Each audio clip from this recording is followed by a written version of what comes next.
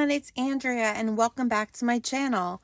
Today I'm finishing out our week-long collaboration where the creative design team has explored reimagining Christmas papers.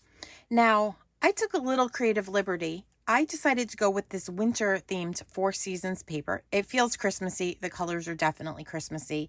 And I took a chance on using this because I wanted you to possibly be able to get your hands on this at some point down the line. Now, we know that right now, at the moment that this is being filmed, this is on back order, this paper pack with sticker sheets. But the paper pack with sticker sheets is due to come back in. And so that's why I wanted to use something that you might be able to get. Now, it starts with this paper pack. Let me just show you. This paper pack is one of my favorites ever because it has just some nice, really calming papers. So this one's not so calm, but it's definitely got this backside here, this front side, I should say. That's a gorgeous sage color. We have this beautiful blue. And then the back is one of my favorites. It's like a birchy kind of a wood grain, and I just love the way that that looks.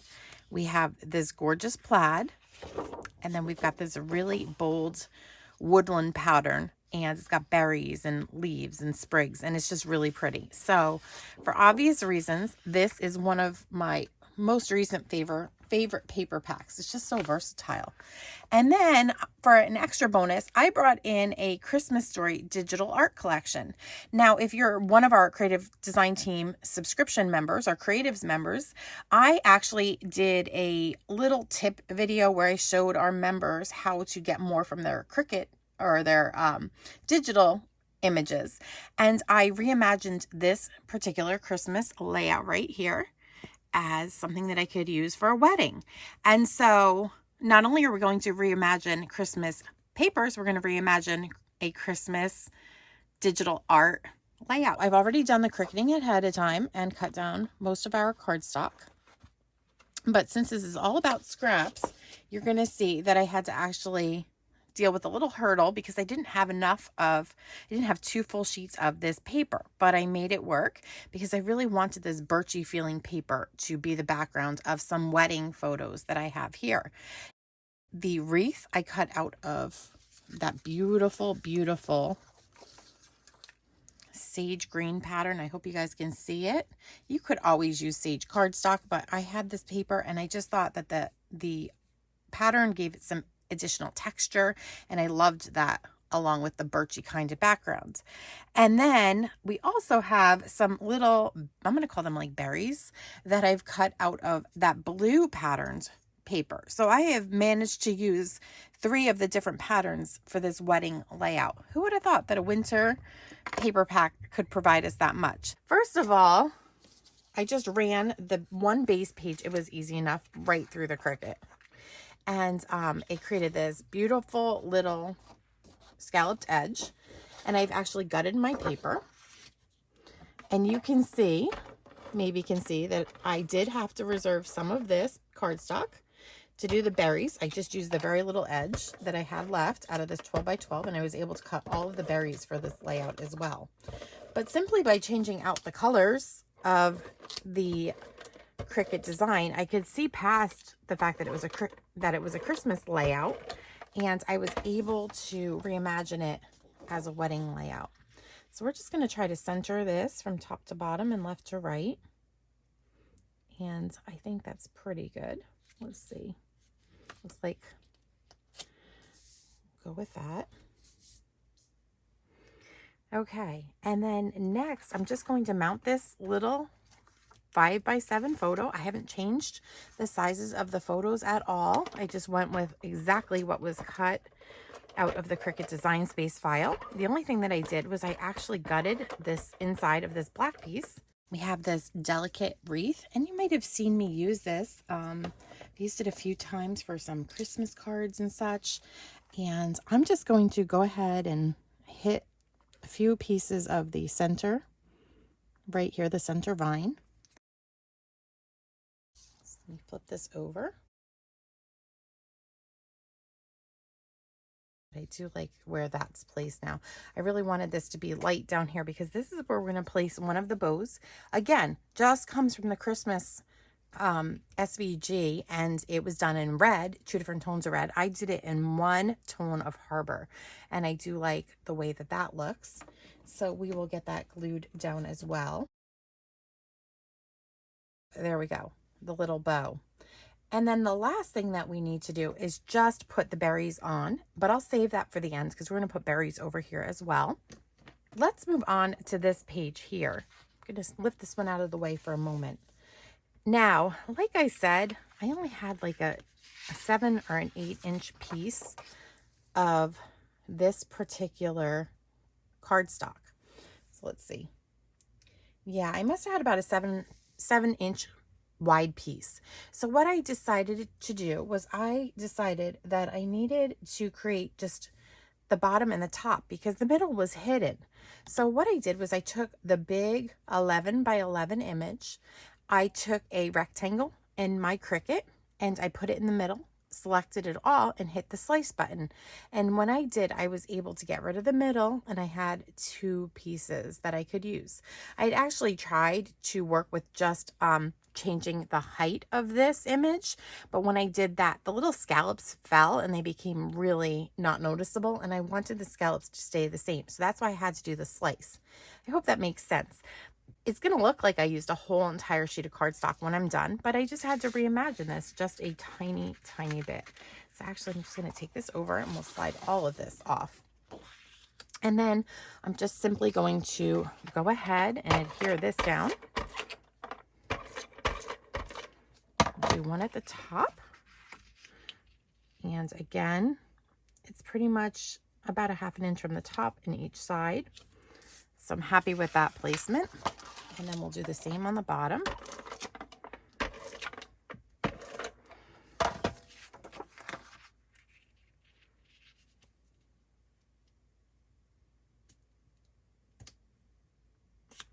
And there we go.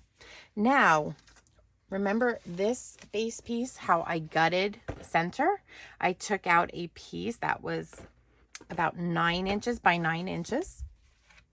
And I should say this is a charcoal base. And what I did was I flipped over the piece that I cut out and I cut this at 5 inches tall. So it's 5 by 9, and then I cut it in half. So I have 2 4.5 inch wide pieces and they're 5 inches tall. And I figured that would camouflage this great big gap here in the middle of my layout. So I'm just going to align this right to the edge, and I'm going to make sure that I have about, I think it's about 1/4 inch overlap. So here we go. I'll do the same on this particular side as well. And you're never going to know that I did not have an entire piece of cardstock left to cut that second image. Nobody's going to know except you guys because you watch the video. Here's something that I was thrilled about. Did you guys see the It's the Little Things kits that we have right now? It's a special. I think it goes through the end of February. Well, this was a piece that I discovered was in the card making kit, and it's just a piece of chipboard. It punches out, and this is one part of the bundle, or you can buy this separate, and it's meant for cards. It's one package here has some acrylic shapes and has some die cuts cut out of chipboard. And I just really thought that this really doesn't belong. I mean, it does belong on a card, but I could definitely make use of it on my daughter's wedding album layout. I just loved the font. I loved everything about it. And Katie really liked the touches of black. And so in her album, she was asking for black touches. She wanted black and white at the wedding. And I just thought that this little image was just so perfect to use as a title. I got rid of that Christmas Day, or I think that's what it said in that layout. And I just thought that this would work beautifully instead in lieu of that. So I'm just going to go around and tack down some pieces. Some of these are free floating here, so you do want to make sure that you get a little bit of glue on those, because if not, they might just not lay down flat. I have cut out a piece of cardstock. This is just white daisy because that's what I wanted to back it in. When I looked through, that seemed to go the best with this particular layout. I cut the backing the size of an A2 card. So it's just 4 1/4 by 5 1/2. And we're just going to stick that down here. And isn't that beautiful? It's just such a statement piece. And the layout calls for having three 3x4 photos, and we are just going to use this right in the center in lieu of one of those photos. And I think that this is just going to be gorgeous this way. I could have actually just gone with the 9 inches here and put it right here, but I did kind of want to put it in the middle. I don't know.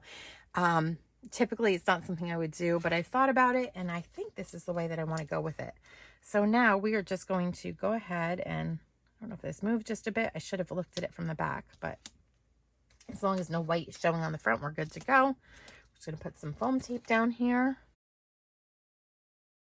I know that there's going to be a lot of weight down here on the bottom, so I do want to just put this up a little bit higher. And I'm going to actually, let's see, I'm going to bring this over to the edge. Sorry, this is out of frame for a minute. I'm just using the little 6-inch mark to see if I'm kind of centered.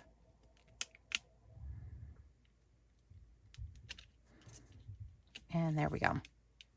And so now I have just a couple more photos to put on, and then we'll come back, do the little greenery, and embellish with the little berries. And we'll get our photos right here on either side.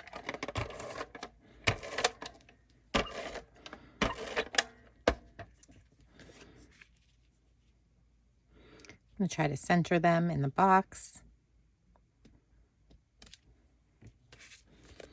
I just love the pops of black. I just think it really brings something to this layout. It's not too overbearing, but just enough little pops of black to make it kind of elegant. And now we just have our little bow of greenery down here. And again, I'm just gluing the center so that this has a little bit of movement here. We have the bow. I think that's just so pretty. And then for the final touches, we're just going to bring in our little container of dots here. And what I have done with each of these, they're falling all over like confetti, I've actually just taken my clear shimmer brush and I've gone over each. I hope that there's a little bit of the sparkle that's being picked up here. I wanted something to be just, I didn't want a really dark blingy bling. I wanted just a real soft bling. And so I thought that the clear glitter shimmer brush would be perfect.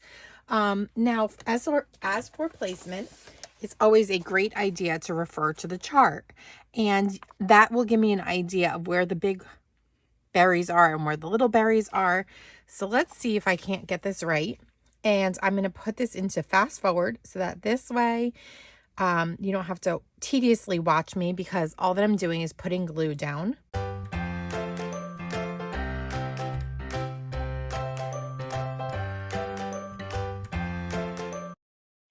So before I go, I just wanted to take a moment to give a humongous shout out to this very talented photographer that my daughter used. Her name is Emily Kirsten. She is on Instagram. And if you're in the Philadelphia, New York area, Emily is just a wonderfully talented young lady. I can't say enough about her. I just wanted to let you know that you can find her on Instagram, and I wanted to show you her beautiful work because I asked for her permission to be able to use her photos in this scrapbook and on my YouTube channel. And so I just wanted to give her a huge shout out because she is just so talented. I know I said I was done with this layout, but I thought it just needed a little more subtle something. I just didn't have enough dimension on the page when I stopped and looked. So what I'm doing is I'm just putting down a little bit of my adhesive, and I have a container of our little tiny clear gems. I don't know if these are still available or not, but if not, you probably have them in your stash. And so since this video is all about stash busting, I figured it was okay to go ahead and add some of these here. And I'm just going around about every 2 inches, putting down a little puddle of adhesive. I'll put it right there. And I'm just sprinkling a bunch of these gems. Now, if they fall off the glue, it's okay. I can just collect those back up if they're not adhered down. I just think that little bit of little icy bling is just going to add, and it's going to mimic the lights that are through the greenery up here, all of the pretty roses and flowers. All in all, I'm thrilled with how the Christmas paper being reimagined into a wedding themed layout, along with having used a Christmas themed SVG from close to my heart on this page. I think it all just came together in beautiful harmony to create the page. Now, if you've not yet done so, please consider becoming one of my subscribers. You can do so by hitting the button, and I will link all of the products that I've used, as well as a link to the playlist for all of our video collabs for 2023 down below in this video's description. Thanks, and have a creative day.